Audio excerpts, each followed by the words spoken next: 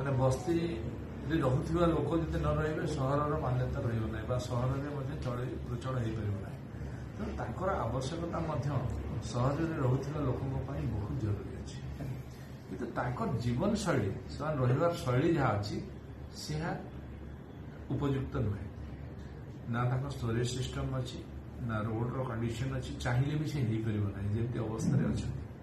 ତାକୁ ଏବେ ନୂଆ ସରକାର ଆସିଲା ପରେ, ମୋହନ ମାଝୀଙ୍କ ସରକାର ଆସିଲା ପରେ ଆମେ ତାକୁ ଚିନ୍ତା କରିଛୁ ଏବଂ ତାଙ୍କର ଜୀବନଶୈଳୀ ବା ତାଙ୍କ ରହିବାର ଶୈଳୀକୁ ପରିବର୍ତ୍ତନ କରିବା ପାଇଁ ଆମେ ଗୋଟେ ପଲିସି ବନେଇଛୁ, ଯୋଉଥିରେ କି ହେରେଜ ବିଲ୍ଡିଂ କରିବୁ ଏବଂ ସେଇଥିରେ ତାଙ୍କୁ ରଖିବାର ବ୍ୟବସ୍ଥା ମଧ୍ୟ କରିବୁ ଏବଂ ସେମାନଙ୍କୁ ସବୁ ପ୍ରକାର ସୁବିଧା ଯୋଉ ଲୋକ ଜଣେ ରହିବ ତାର କଣ କଣ ରାଜ୍ୟର ସ୍କିମ୍ ଏବଂ କେନ୍ଦ୍ର ସ୍କିମ୍ରେ କଣ କଣ ପାଇପାରିବ, ଯାହା ତାର ପାଇଁ ଉପଯୋଗୀ ଥିବ ସମସ୍ତ ଉପଯୋଗୀ ଜିନିଷ ଯୋଗାଇ ତାକୁ ଆମେ ଘର ମଧ୍ୟ